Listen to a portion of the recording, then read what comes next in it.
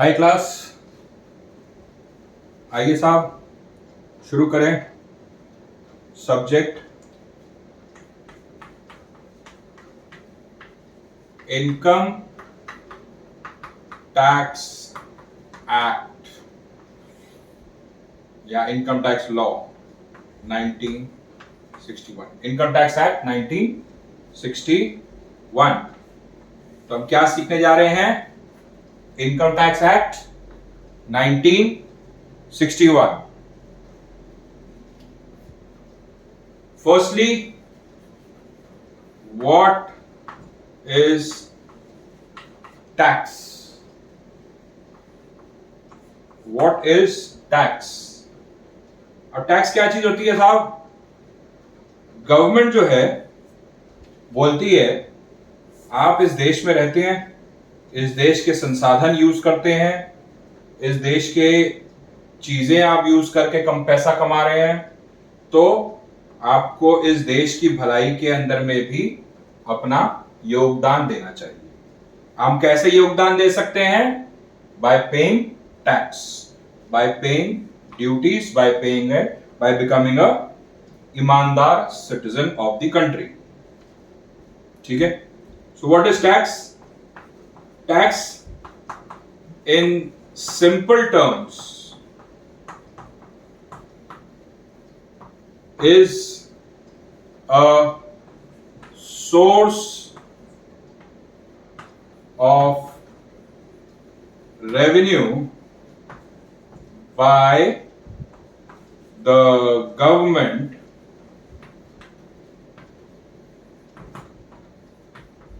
it is imposed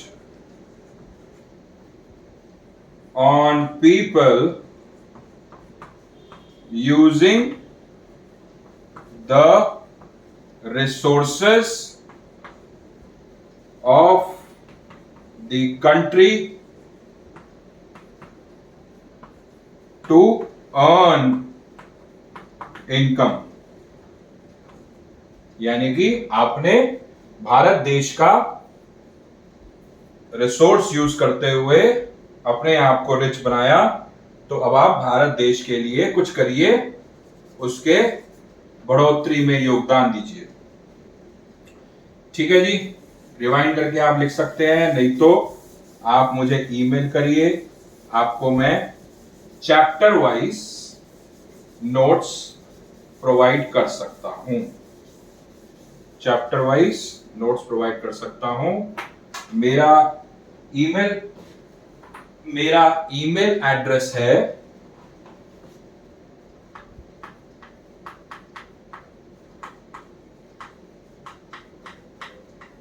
वर्मानी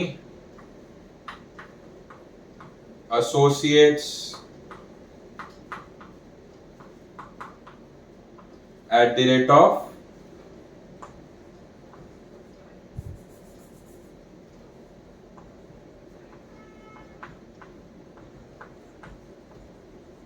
gmail.com। Dot जानबूझ के बोला है, इट्स .com। मेरे सर बोला करते थे .com। ठीक है साहब। तो आप इस पे मेल करिएगा और मैं आपको प्रोवाइड कर दूंगा। आइए साहब ये समझते हैं कि हमारा जो टैक्स लगती है हमको, उसके बारे में लॉ क्या बोलता है। Law ji, as per the constitution of India, संविधान, कॉन्स्टिट्यूशन का आर्टिकल 379,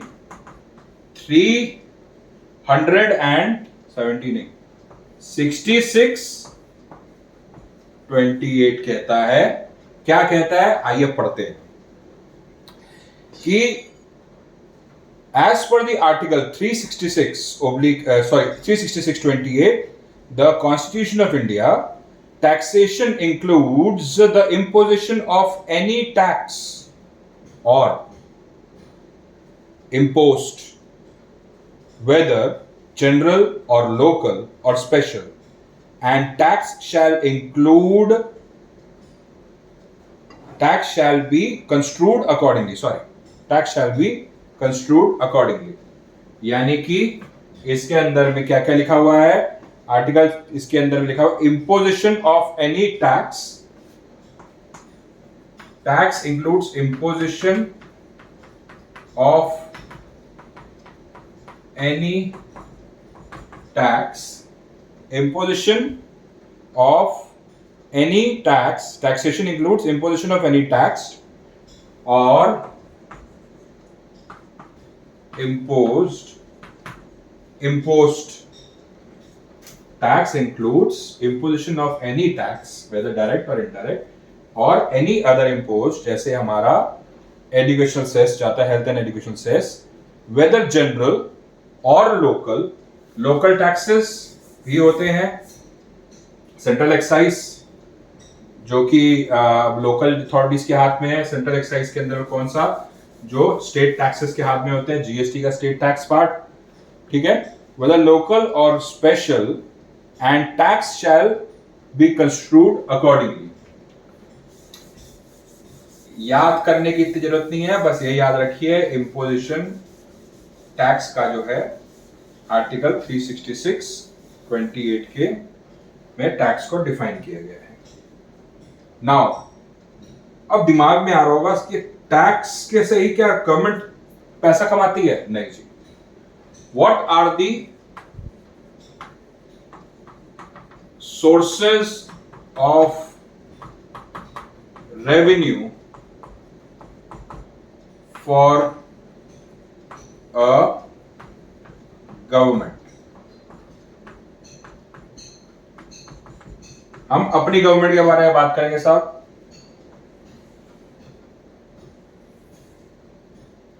हमने कॉमर्स में पढ़ा था revenue expenditure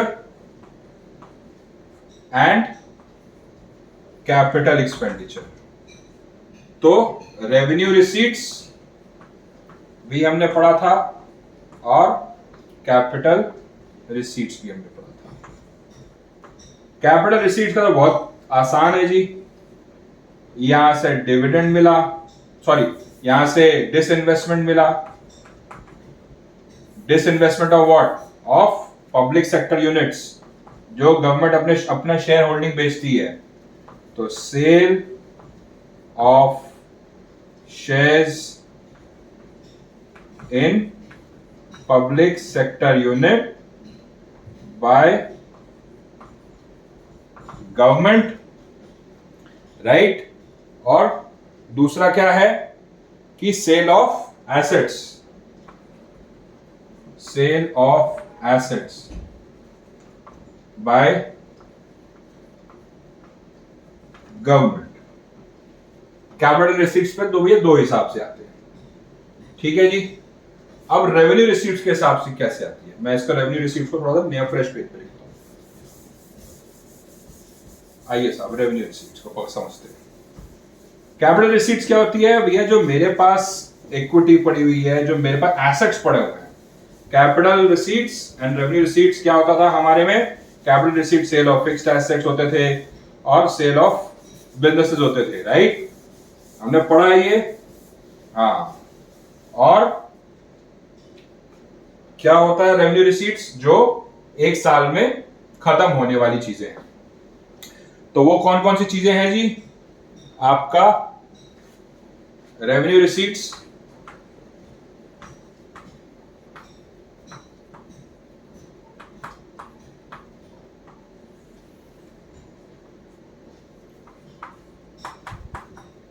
direct tax, indirect tax, administrative services. और क्या है? एडमिनिस्ट्रेटिव सर्विसेज,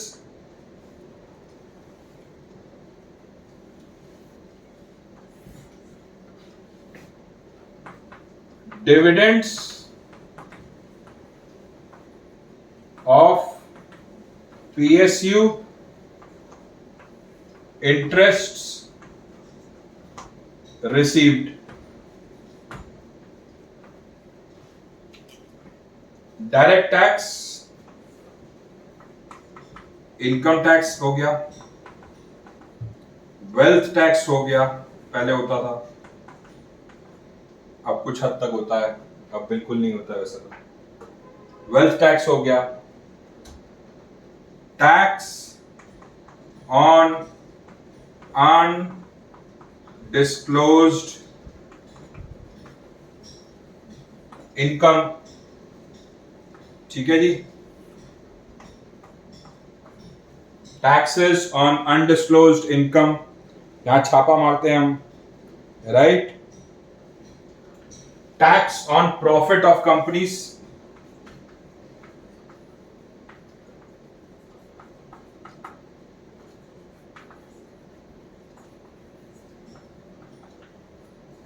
ठीक है जी, ओके।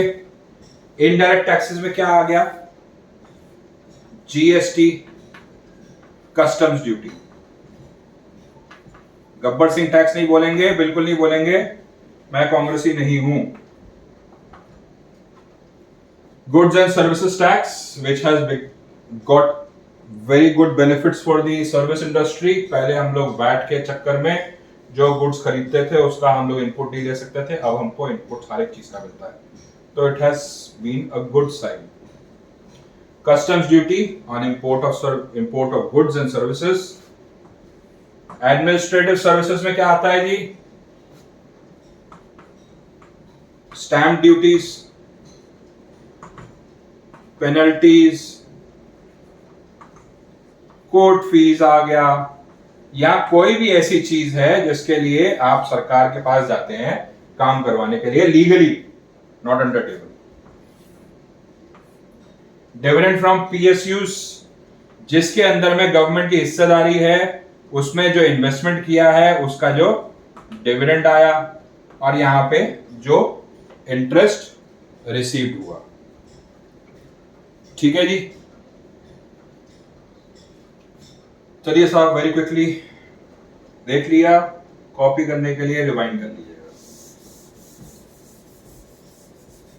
या और please subscribe, like if you are finding this session interesting.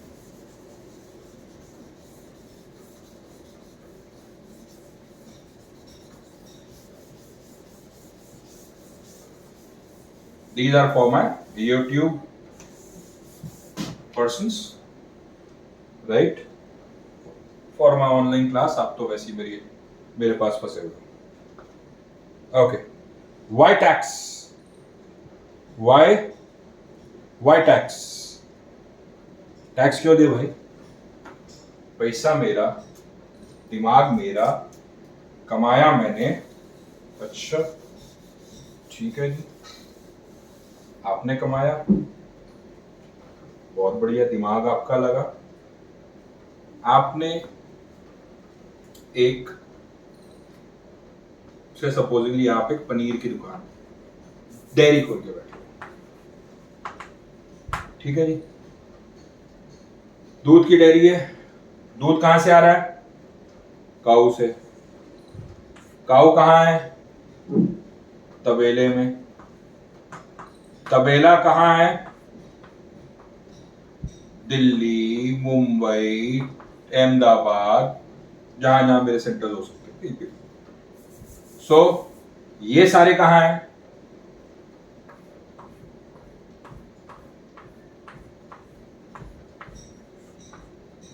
India में।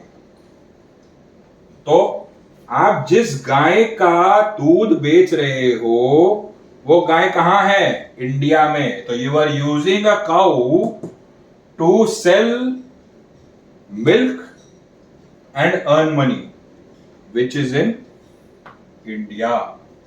और आप बेच किसको रहे हो? अगर आपके पास इंडिया के अंदर में अगर लोग नहीं होंगे खरीदने के लिए तो बेचोगे क्या? Right? So you are using the resources of India to earn an income from the Indian people. Then you should contribute to India's welfare. ठीक है जी। अब हम टैक्स देंगे तो होगा क्या इसका? आपको हर साल खर्चा बताती है गवर्नमेंट, मैंने कितना खर्चा किस चीज पे किया, एनुअल बजट देखा करें।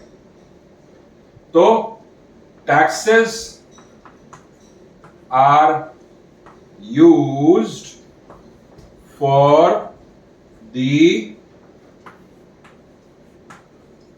Defence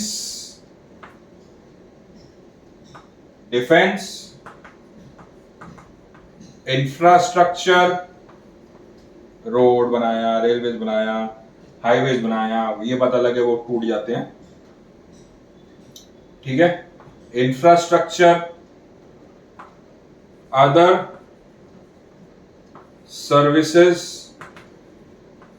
to be provided to the citizens of India, to be provided to the citizens of India। ठीक है जी, रिवाइंड करिए, नोट करिए, नहीं तो लाइक सब्सक्राइब बटन जरूर दबाइए। आगे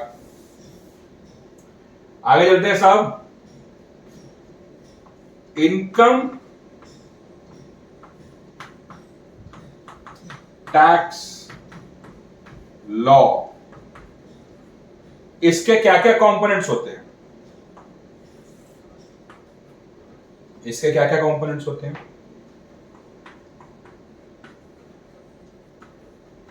इनकम टैक्स एक्ट 1961, ये इनकम टैक्स लॉ का कंपोनेंट है।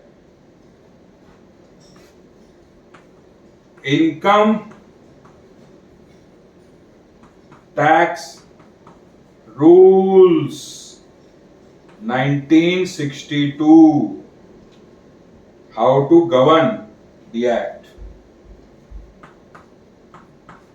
Annual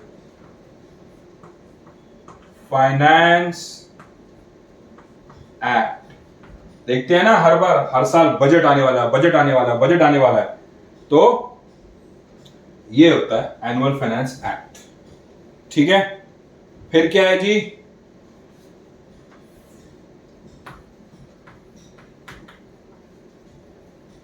circulars and notifications issued by either the government or the person who is managing the income tax। शांत और court rulings, me lord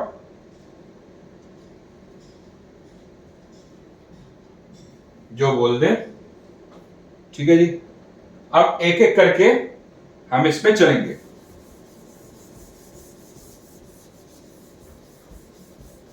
आइए साहब, एक एक करके इस पे चला जाए।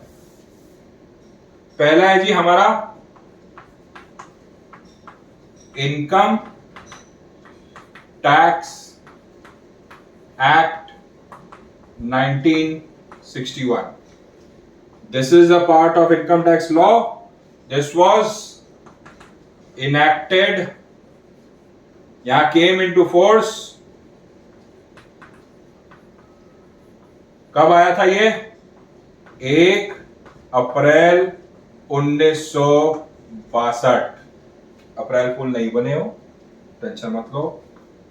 1 अप्रैल 1962 में आया, और 1961 क्यों गया भाई ये?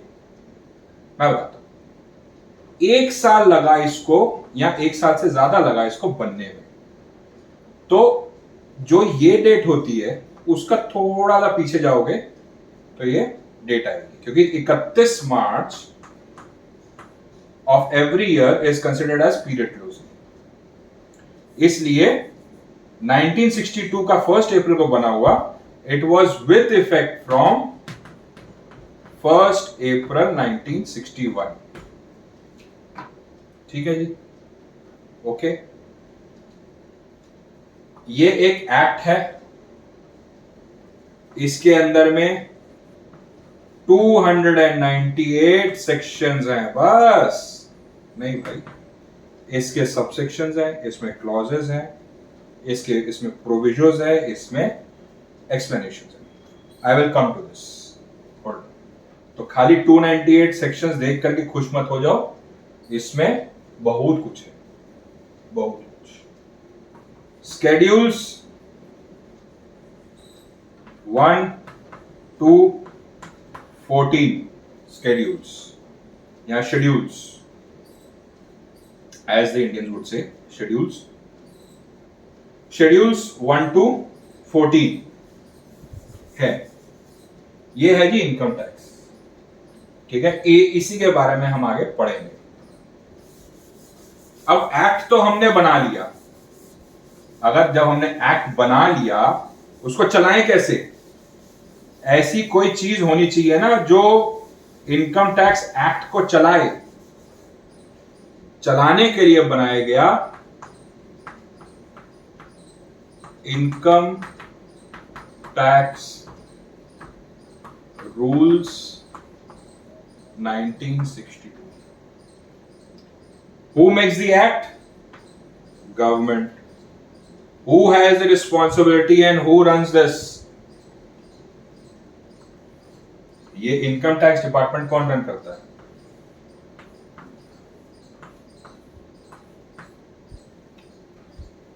Central board of direct taxes. This body, autonomous body, runs the income tax department and ensures that certain rules are framed to easily run income tax act, to easily have income tax act in place। Okay जी, details हैं, एक बार बहुत short में आपको बता रहा हूं मैं। सीबीडीटी जो करता है वो एक मेंटेनेंस बॉडी, आप समझ लो हमारे जैसे सोसाइटी होती है, इनकम टैक्स एक्ट को सोसाइटी मान लो, उसके अंदर मेंटेनेंस होती है, तो मेंटेनिंग बॉडी, राइट। अब आते हैं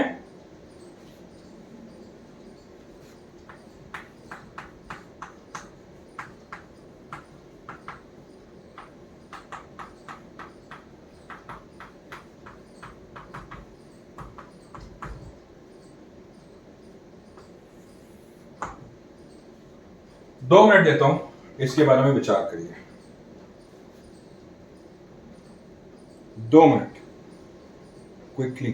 क्या होता है याद करिए। फरवरी के अंदर में हम सारे कॉमर्स के स्टूडेंट्स बैठ जाते हैं निर्मला आंटी को सुनने के लिए। अभी तो निर्मला आंटी है ना, तो निर्मला आंटी को सुनने के लिए, पहले जेटली जी को सुनने के लिए, उससे पहले चीरूदा को सुनने के लिए, चिदम्बरम जी को, ठीक है, उससे पहले प्रणब दा को सुनने के लिए, एंड 1991 में मनमोहन सिंह जी को सुनने के लिए। ओके, होता क्या है फाइनेंस एक्ट? गवर्नमेंट जो होती है हर साल इनकम टैक्स के अंदर में चेंजेस करने के लिए या रेवेन्यू जनरेट करने के लिए एक बिल लेके आती है, which is called a finance bill. ठीक है जी। When this bill is passed in both houses of parliament, when this bill is passed in both houses of parliament, यानी कि लोकसभा एंड राज्यसभा से जब पास हो जाता है तो ये जाता है जी प्रेसिडेंट के पास। बिल नहीं, एक्ट नहीं बन गया, प्रेसिडेंट के पास। श्रीमती द्रौपदी मुर्मू, प्रणब दा, और क्या है, श्रीमती प्रतिभा सिंह पाटिल, सबके पास गया होगा। जब प्रेसिडेंट बोलता है okay I sign, I approve, तो ये बिल क्या बन जाता है?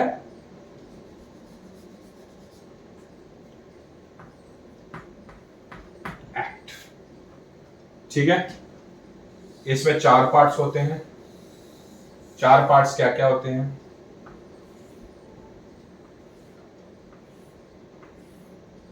क्या क्या होते हैं? Part one states the is related to current assessment year. Assessment year आपको मैं समझाऊंगा। Relates to tax in current assessment year. Second part क्या होता है जी? सेकेंड पार्ट होता है it relates to tax deducted at source in the financial year. Sir ये क्या बोले जा रहे हो? यहां पर लिख देते हैं असेसमेंट ईयर, फाइनेंशियल ईयर। अभी मैं इसके ऊपर मैं आऊंगा जब मैं आपको डेफिनेशंस के थ्रू से लेके जाऊंगा। अभी सर सुनो, ठीक है? Tax deducted at source in financial year. Part 3 क्या है जी? पार्ट 3 क्या है? Part 3 relates to deductions under salaries and advance tax for a financial year. यानी कि डिडक्शंस अंडर सैलरीज टैक्स कितना डिडक्ट होगा? Tax on salaries to be deducted and salaries to be deducted and advance tax to be paid in the financial year। आप देखते हो वहां पे part 1 सब वो लोग I rise to propose to amend the annual finance act फलाना टिमकाना, सब ये बोल करके फिर वो बोलते हैं that in favor of motion से ayes have it kind of। Part 4 is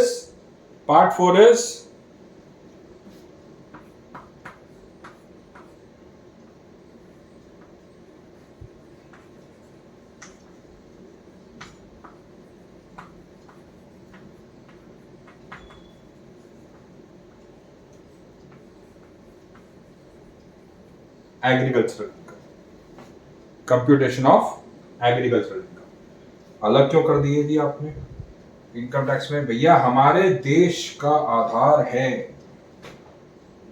किसान, इसलिए अलग दे दिया उनको पार्ट। नहीं तो भाई साहब दिल्ली के दरवाजे बंद हो जाएंगे। नहीं, ये शुरुआत से चलता आ रहा है। ठीक है जी, ये 4 पार्टों में डिवाइडेड है। तो आगे चलते हैं। ओके, एनुअल फाइनेंस हमने समझ लिया। एनुअल फाइनेंस एक्ट कि जी एनुअल फाइनेंस एक्ट क्या होता है? एनुअल फाइनेंस एक्ट के अंदर में फाइनेंस बिल होता है, फाइनेंस बिल पेश किया जाता है, फाइनेंस बिल के हिसाब से आपका जब पास हो जाता है, प्रेसिडेंट का सिग्नेचर मिल जाता है, तो वो बन जाता है एनुअल फाइनेंस एक्ट। और उसके 4 पार्ट्स होते हैं। 4 पार्ट्स के अंदर में हमने समझा। ओके, सर्कुलर नोटिफिकेशन,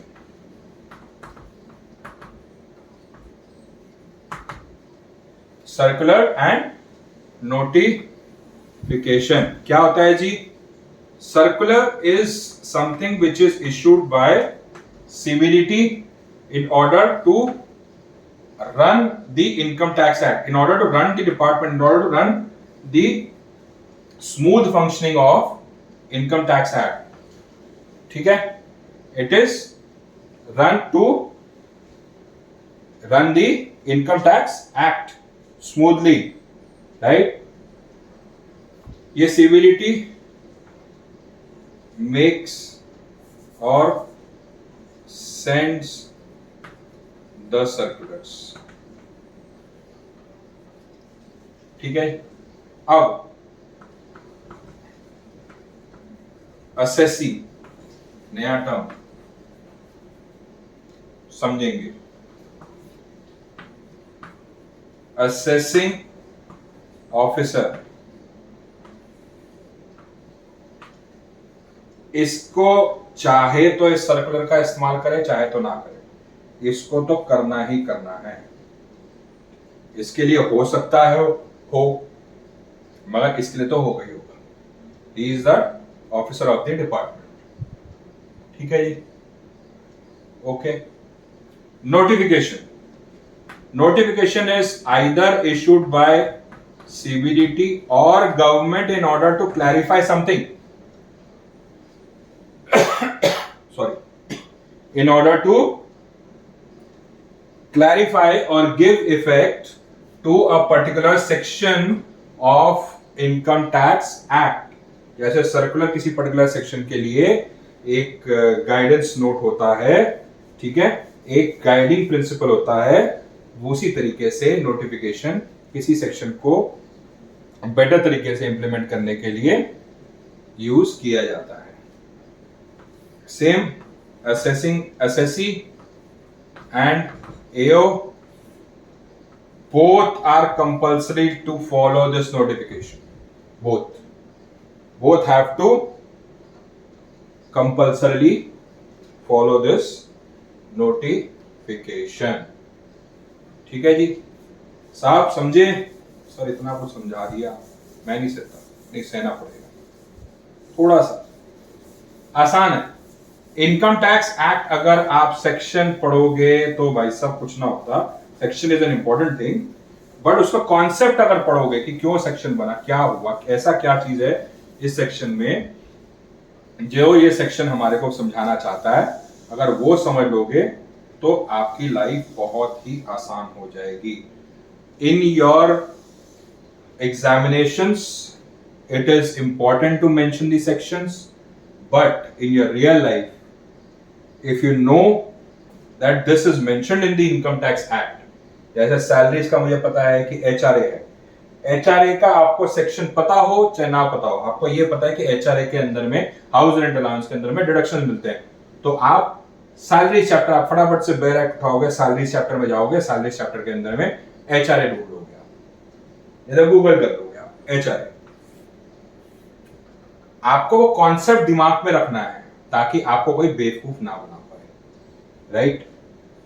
सो अब इनकम टैक्स एक्ट या कोई भी एक्ट पढ़ते कैसे, हाउ टू स्टडी, कैसे? इसके अंदर में सेक्शंस हैं, सब सेक्शंस हैं, क्लॉजेस हैं, प्रोविजंस है, प्रोविजंस नहीं प्रोविजंस, ठीक है, और यहां पे मैं लिख देता हूं एक्सप्लेनेशंस।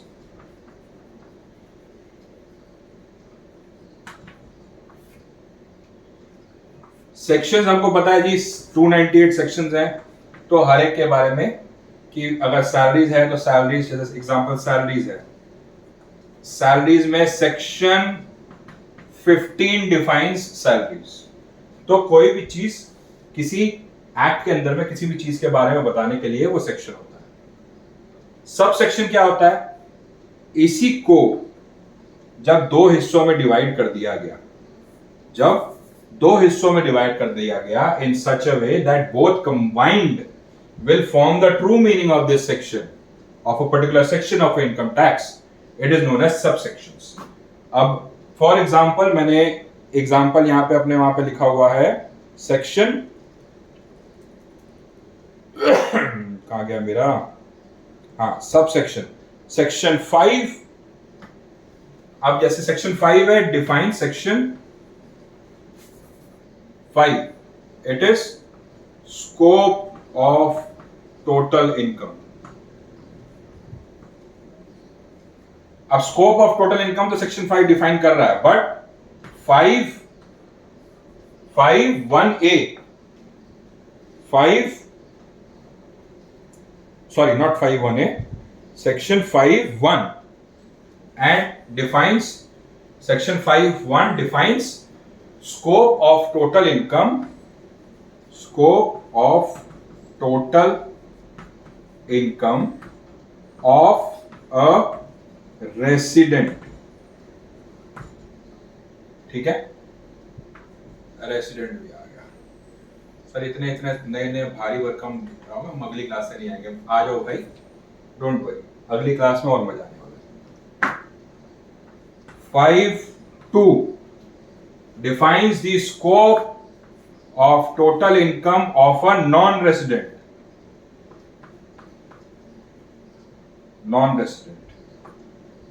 ठीक है, इन दोनों को मिला के ये बनता है section 5 scope of total income, ठीक है जी।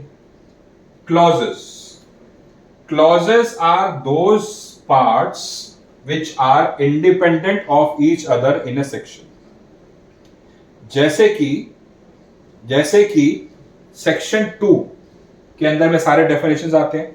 Section 2 provides the meaning of the terms mentioned in the income tax. Section 2 के अंदर में, ये मेरा सेक्शन 2 है, उसके अंदर में मीनिंग्स वगैरह आते हैं, ठीक है।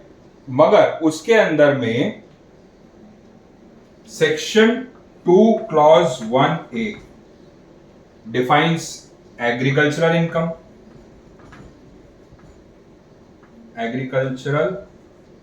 Income, whereas 2 clause 1B defines amalgamation। कोई लेना देना है दोनों का? नहीं, बट क्योंकि हम डिफाइन कर रहे हैं सेक्शन 2 के अंदर में और दोनों आपस में नहीं मेल खाते तो इन्हें कहते हैं क्लॉजेस। प्रोविजोस और एक्सेप्शंस,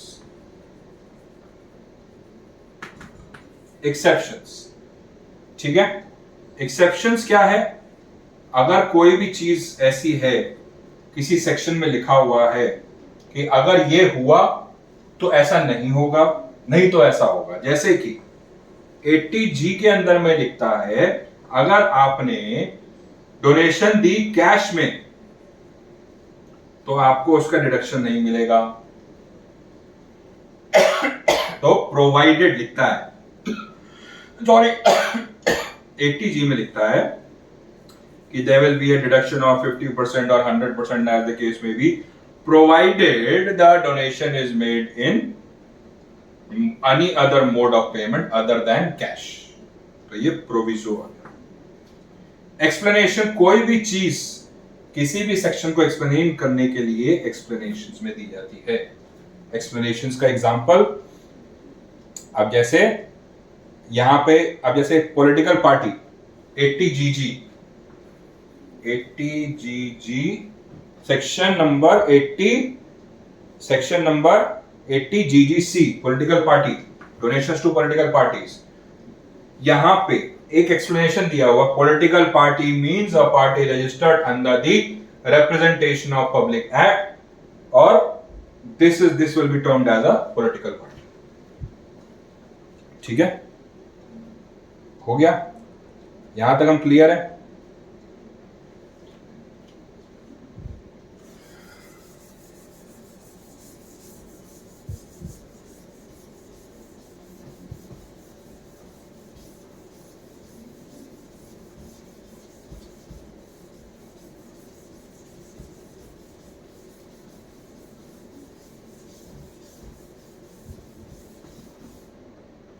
चलिए साहब,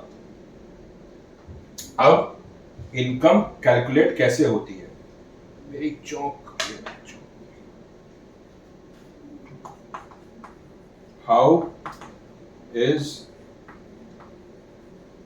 income calculated under income tax act, और खाली एक्ट लिख दो, जिसको अगर मैं ऐसे करके रखना चाहूं तो मैं एक्ट लिख सकता हूं। किस किस तरीके की इनकम हो सकती है? Income Tax Act has broadly categorized income into following: income from salaries, तनख्वाह मिली आपको, आप नौकरी कर रहे हो, इनकम फ्रॉम हाउस प्रॉपर्टी, आपकी बहुत सारी प्रॉपर्टी आपने किराए पे चढ़ा रखी हैं, income profits and gains from business and profession, CA कर रहे हो, सीए की प्रोफेशनल सर्विसेज दे रहे हो, या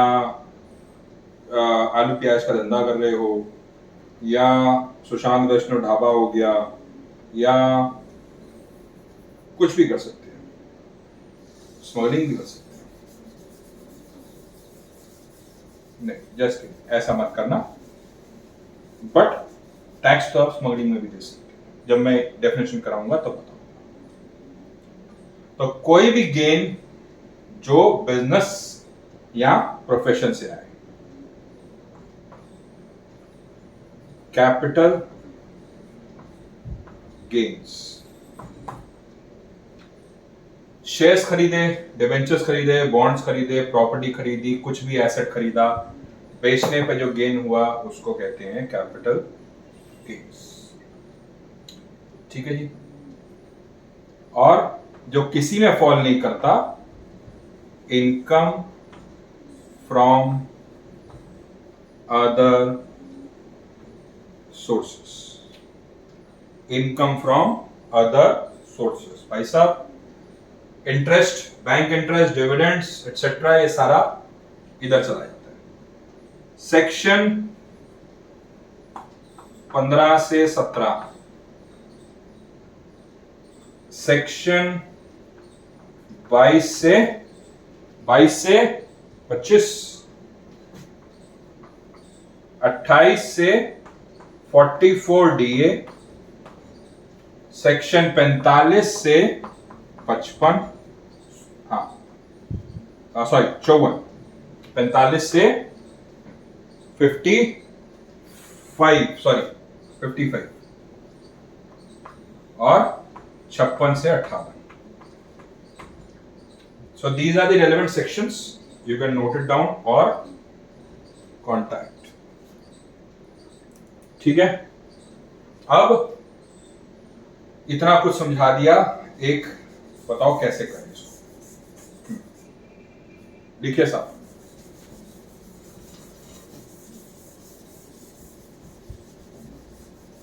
क्वेश्चन लिखिए।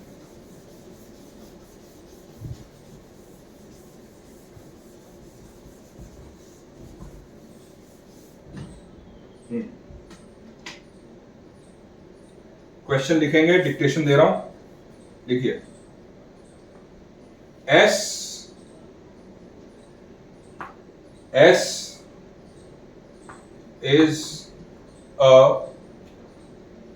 an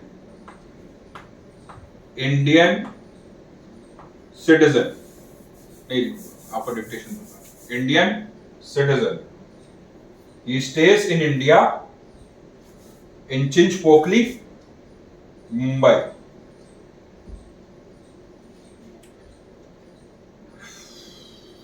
He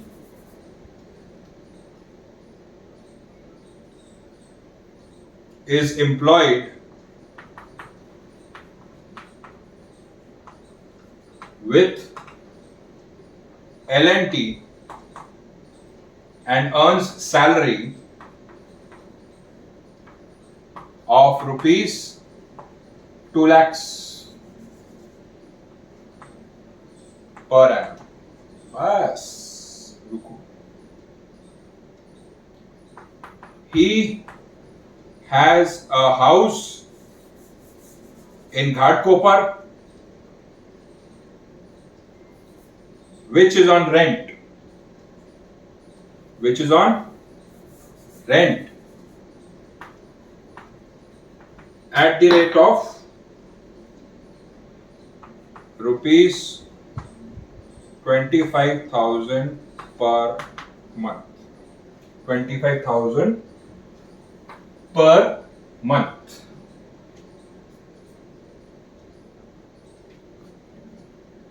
फिर he has chowmin stall. He has a chowmin stall which he runs on Sundays and earns net income of rupees 3,000 per Sunday.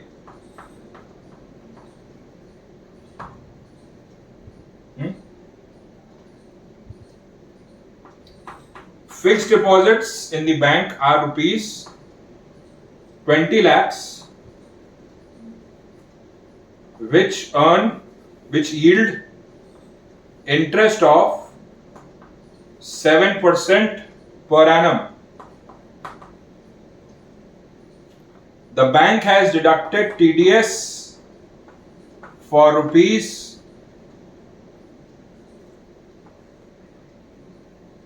14,000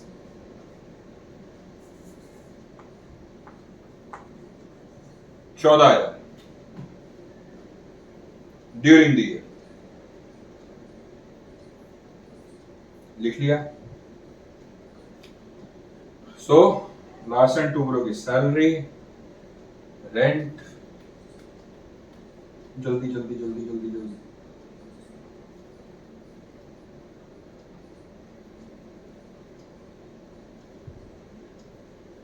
जल्दी.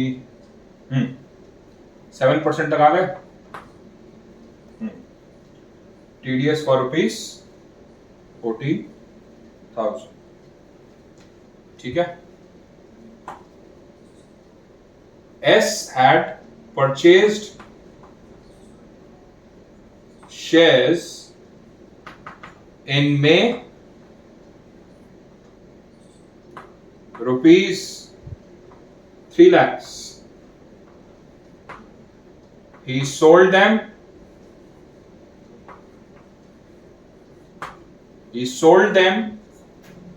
for rupees 4 lakhs.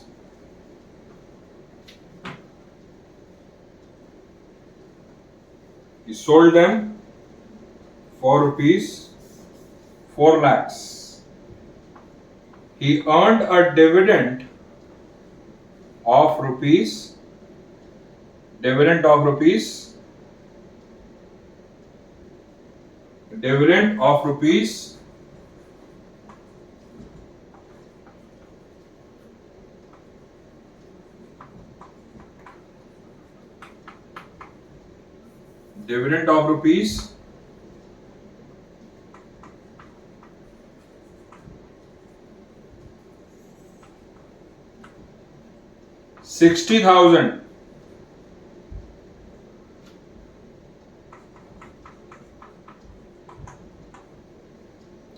60,000.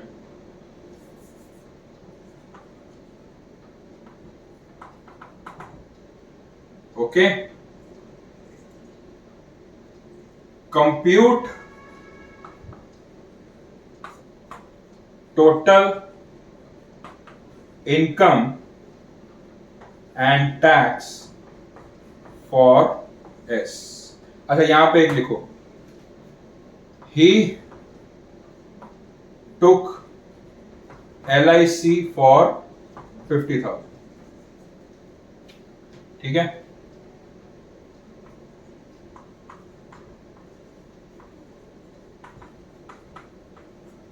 Okay.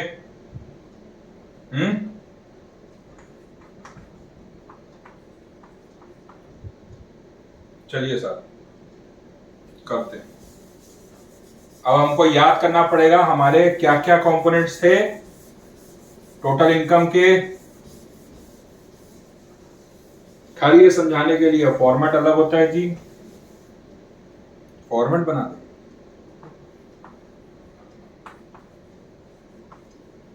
computation of total income for Mr.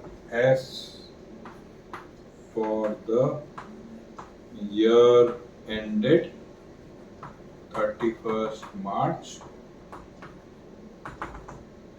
जो भी sir. Larsen and Toubro salary लिया, income from salaries,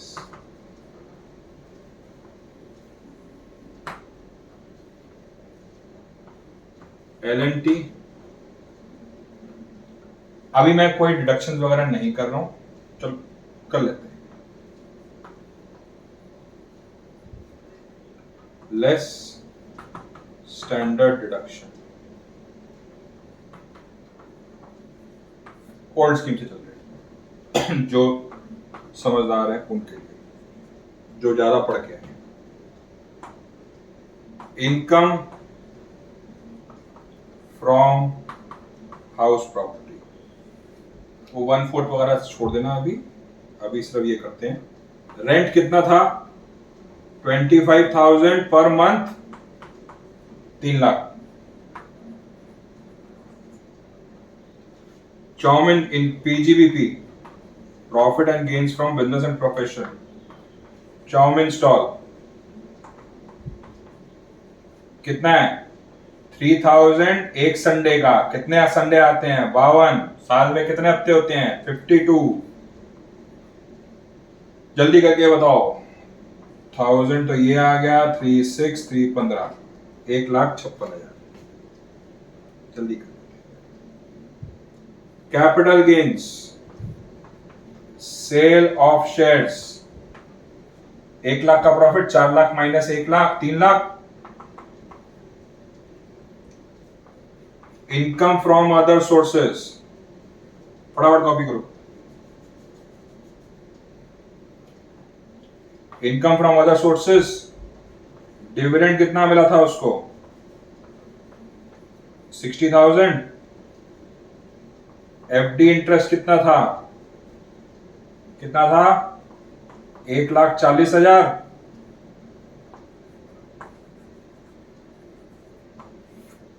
चलो जी, हो गया। इसके अलावा तो कुछ नहीं। LIC है 1.5 लाख, 3 लाख, 4.5, 4.5 और 1.5, 6 6 7 9 लाख 6,000। कैलकुलेटर बाद में मारते हैं। ओके, 9 लाख 6,000। इसको क्या बोलेंगे? इसको बोलेंगे ग्रॉस टोटल इनकम। क्या बोलेंगे? Gross total income. जल्दी, ग्रॉस टोटल इनकम हो गया। यहां से वाइप कर रहा हूं फटाफट। आइए sir, gross total income. Sir क्या क्या करवा रहे हो? अरे भाई कुछ नहीं करवा रहा, देखो तो सही, मजे करो। आज तो पहली क्लास है। Just take the feel of how to prepare a income tax return. अभी तो फीलर आया, अभी तो कंप्यूटेशन हमने की है। ठीक है, तो हमने ग्रॉस टोटल इनकम 9,06,000। जब डेफिनेशंस करेंगे तब आपकी चीजें और क्लियर होंगी। Less deductions under chapter 6A, chapter भी LIC प्रीमियम पेड। कितना था LIC premium?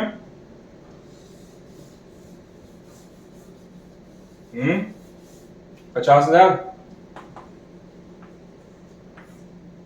8,56,000 is the net total income और taxable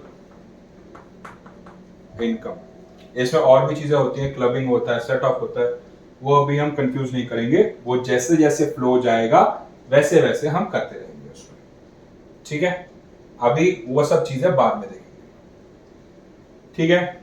tax on above up to 3 lakh, sorry 2.5 lakh, 2.5 lakh तक। तो स्लैब्स के बेसिस पे आपको कैलकुलेट करना होता है। स्लैब्स कैसे होती है, 0 to 2.5 लाख का इनकम हुआ तो नील, 2.5 to 5 लाख हुआ तो 5%,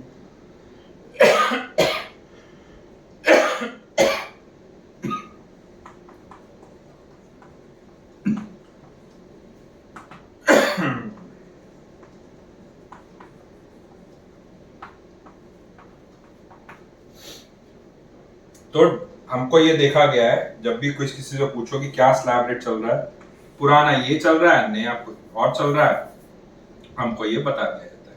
तो पुराने के हिसाब से 0 से 2.5 लाख तक की इनकम नील, 2.5 से 5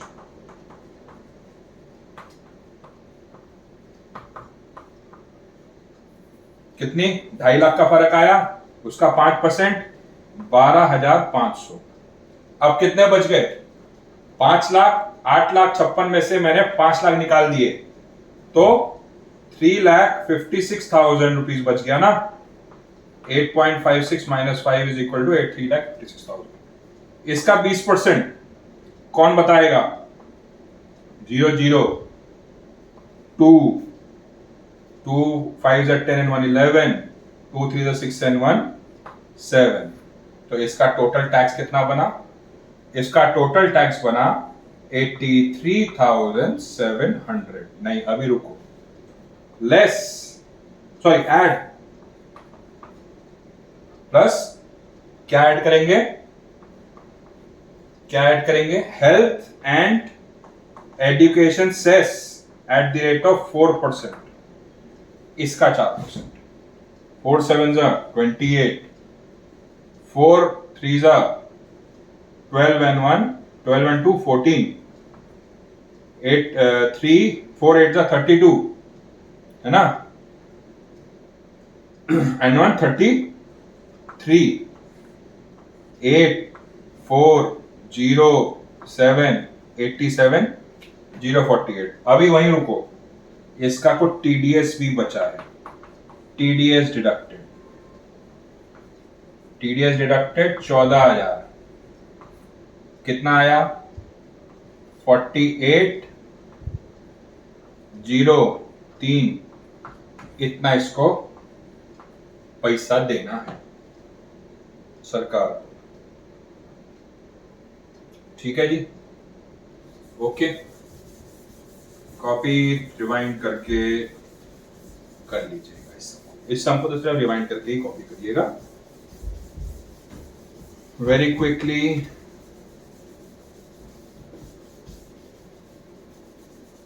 ओके,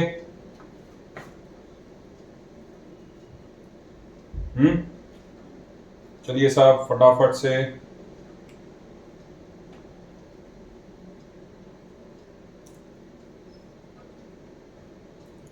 फटाफट हाँ वाइप कर दिया है, बट जस्ट लिखो ना, कोई प्रॉब्लम हो तो बताओ।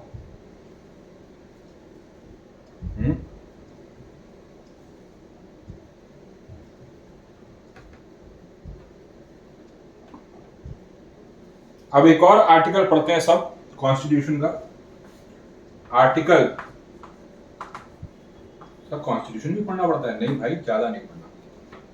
Article 265 of the constitution states, what does it state, no tax shall be levied or collected except by way of authority of law।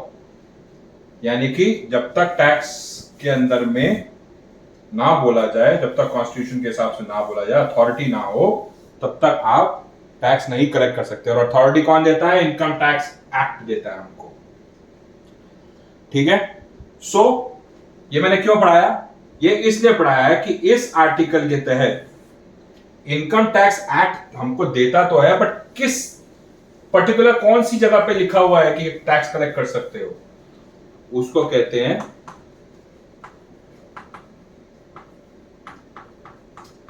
Charging section, section 4.